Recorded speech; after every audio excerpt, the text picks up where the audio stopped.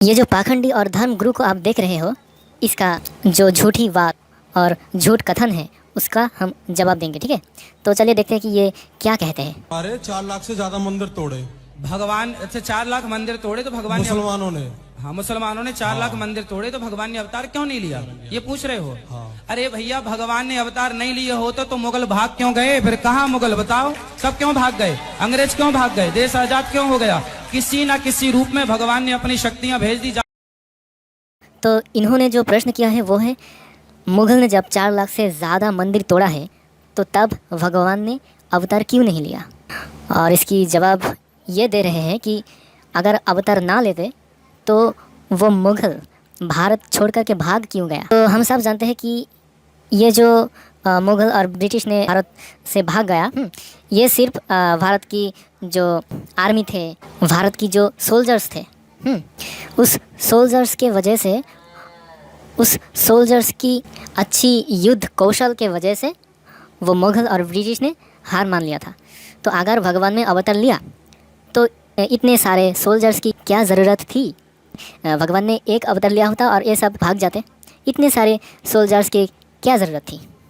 क्या इन्होंने बता सकते हैं कि भगवान ने अवतार लिया और ये मुगल और ब्रिटिश ने भाग गया तो वो उस अवतार का नाम क्या है? क्या ये धर्मगुरु आपको बता सकते हैं? नहीं, ये नहीं बता सकते। इनकी यकीन है, इनकी विश्वास है कि अवतार लिया होगा इसलिए भाग गया होगा। ये सिर्फ इनकी अंधविश्वास है। असलियत तो यह है कि भारत की सोल्जर्स ने बहुत अच्छे से युद्ध किया और उनकी युद्ध कौशल ऐसी थी। भारत की जो शत्रु थे मुगल और ब्रिटिश, इन्होंने भारत छोड़ करके भाग गया था, ये कोई अवतार की वजह से नहीं। और इन्होंने फिर ये कह रहे हैं कि जब मंदिर तोड़ रहे थे तब क्यों नहीं अवतार लिया। और उनकी जवाब से ये पाखंडी धर्मगुरु ये कह रहे हैं इसी रूप में भगवान ने अपनी शक्तियां भेज दी। जाओ, अभी जब तक शक्तियों से अवतार लेने की जब जरूरत नहीं पड़ती तो भगवान नहीं लेते, शक्तियों से काम चल जाए। देखो, जब आप बीमार पड़ते हो ना, छोटी मोटी बीमारी है तो बगल का डॉक्टर ठीक कर देता है। जब बड़ी बीमारी हो तो बड़े डॉक्टर के पास रेफर करना पड़ता है। भगवान बोले छोटी मोटी समस्याएं हैं, अरे तुम गिरोगे नहीं तो संभलोगे कैसे।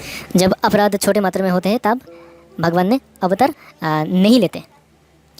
वो तब अवतार लेते हैं जब अपराध बहुत बढ़ चुका होता है, इसलिए अवतार लेते हैं। तो ये बताइए कि इन्होंने ये जो कह रहे हैं कि भूल नहीं करोगे तो सुधरोगे कैसे।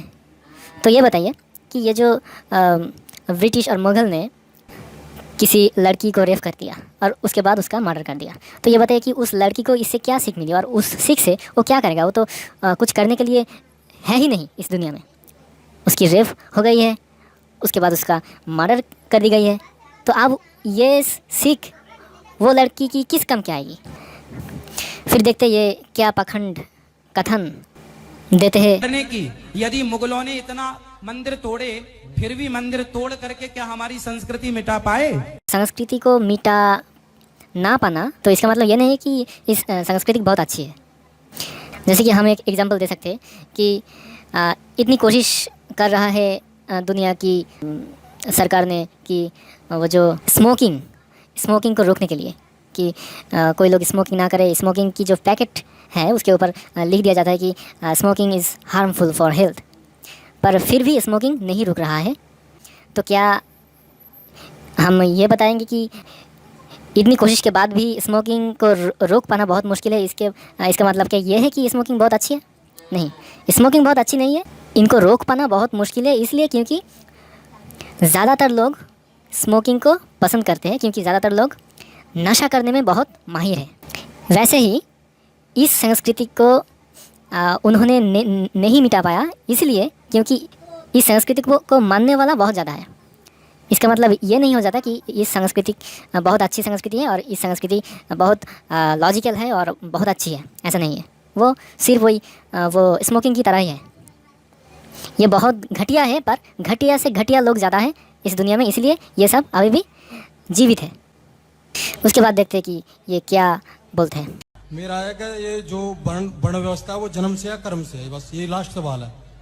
अच्छा ये बताओ, हाँ, आम जन्म से आम है कि कर्म से मीठापन से आम है? आंवला जन्म से आम है कि उसके बाद में उसके विटामिन प्रोटीन के माध्यम से उसे आंवला नाम दिया गया? आम, बेर, अमरूद, ये जन्म से अमरूद है कि बाद में हुई? बाद में। हाँ। हाँ बताओ। आम जन्म से आम है कि बाद में आम हुआ? जन्म से ही आम है वो तो। हाँ। और क्या। तो उसी प्रकार जन्म से ब्राह्मण ब्राह्मण, जन्म से क्षत्रिय क्षत्रिय, जन्म से वैश्य वैश्य। गीता में यह भी लिखा है कि हम 4 वर्ण की रचना की है गुण और कर्म से। यानी कि गीता के अनुसार ये कोई जन्म से कोई ब्राह्मण क्षत्रिय वैश्य और शूद्र नहीं हो जाता, ये उनकी गुण और कर्मों से होते हैं। पर ये पाखंडी धर्मगुरु ये बता रहा है कि सब कुछ जन्म से ही होते हैं। जन्म से ब्राह्मण ब्राह्मण है, जन्म से क्षत्रिय क्षत्रिय है, जन्म से वैश्य वैश्य है और जन्म से शूद्र शूद्र है। इसके लिए इन्होंने एक युक्ति को खड़ा कर दिया, वो ये है कि आम, जो आम हम खाते हैं वो आम क्या जन्म से आम है या फिर वो उनकी कर्म से आम है? आप सब लोग जानते हो कि आम कोई कर्म नहीं कर सकता, फिर भी ये पाखंडी ये बता रहे कि आम कर्म से आम है या फिर जन्म से आम है। देखो भाई साहब, आम तो जन्म से आम है, पर उसके अंदर जो विटामिन्स और मिनरल्स है वो उसकी समय के साथ साथ उसके वो जब बड़ा होते हैं, समय के साथ वो जब बड़ा होते हैं उसके साथ साथ वो कुछ बदलते रहते हैं। जैसे कि जब आम छोटे रहते हैं तब उसके अंदर विटामिन सी बहुत ज़्यादा पाया जाता है, और जब आम जब मीठा हो जाते हैं तब उसके अंदर विटामिन ए बहुत ज़्यादा पाया जाता है। तो ये है कि आम के अंदर विटामिन मिनरल्स का जो परिमाण है वो कम होते हैं और ज़्यादा भी होते हैं उसके समय के अनुसार। पर ऐसा नहीं है कि आम जन्म में कोई और कुछ रह जाता है और बाद में वो आम होता है। आम ही होता है जन्म से, पर उसकी जो न्यूट्रिशन है वो बहुत ज़्यादा बढ़ जाता है जब वो बड़ा हो जाता है।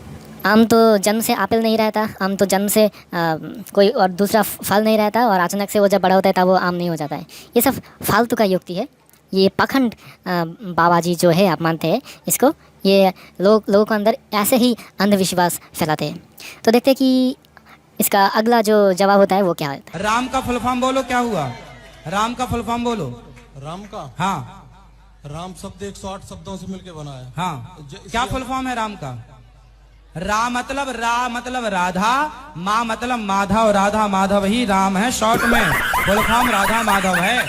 तो क्या आप लोग कोई भी हिंदू धर्म की जो ग्रंथ है उसमें कोई भी ग्रंथ में ये दिखा सकते हैं कि राम की फुल फॉर्म होता है? राम शब्द का जो फुल फॉर्म है भी, ऐसा कहीं भी लिखा है? आप दिखा सकते हैं कि इस ग्रंथ में लिखा है कि राम के फुल फॉर्म है। राधा माधव तो बाद में आएगा, फुल फॉर्म है भी नहीं, इसका कोई प्रमाण नहीं है किसी ग्रंथ में, वैसे भी रामायण में भी नहीं है। तो आप लोग इसको मानते हैं, मतलब मुझे समझ में नहीं आता कि ये हर दिन हर क्षण झूठ बोलते जा रहे हैं और आप लोग ये झूठ मानने के लिए तैयार बैठे हैं इसके सामने। ये बताओ तुम्हारी माँ कौन है? उत्तर दो। तुम्हारी माँ लक्ष्मी है या नहीं? हाँ। तुम्हारी बहन है? हाँ है। लक्ष्मी है या नहीं? हाँ। तुम्हारी शादी हो गई? हो गई। बेटी है? नहीं, 2 लड़के हैं मेरे पास। लड़के हैं? हाँ। अच्छा, बेटी होती तो वो लक्ष्मी होती कि नहीं? हाँ होती। तो तुम्हारे घर में एक माँ है, एक बहन है, एक तुम्हारी पत्नी कौन है?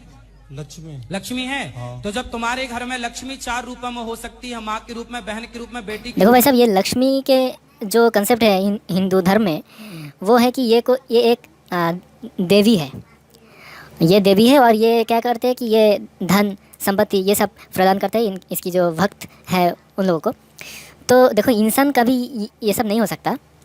हो सकता है कि वो बहुत अच्छा इंसान है, हमारा जो माँ बहन है, हमारा जो बेटी है, वो बहुत अच्छे इंसान हो सकते हैं, पर इंसान तो इंसान ही होते हैं ना, तो वो लक्ष्मी कैसे होगा ये बताओ?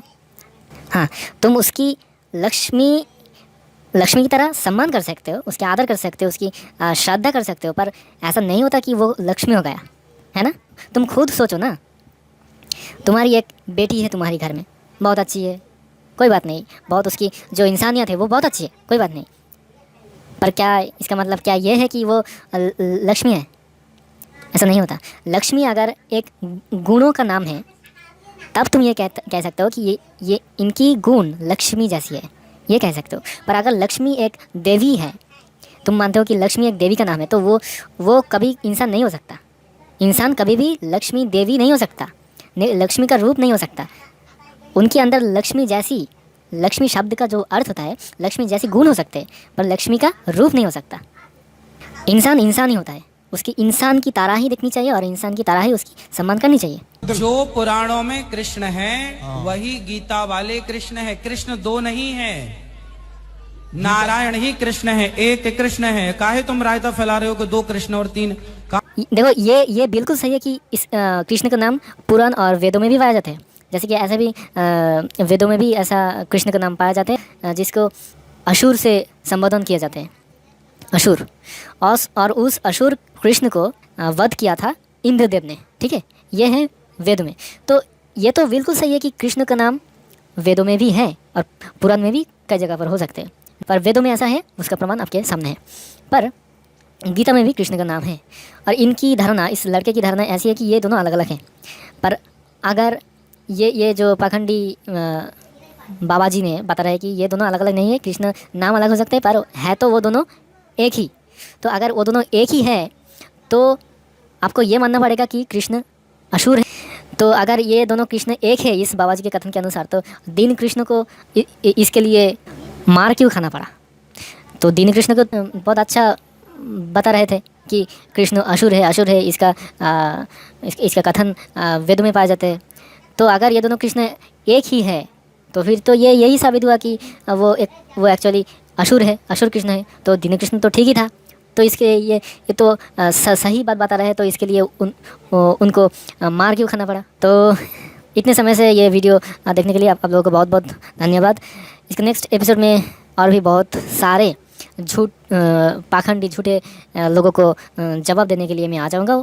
तब तक आप लोगों को बहुत बहुत शुक्रिया। Good bye.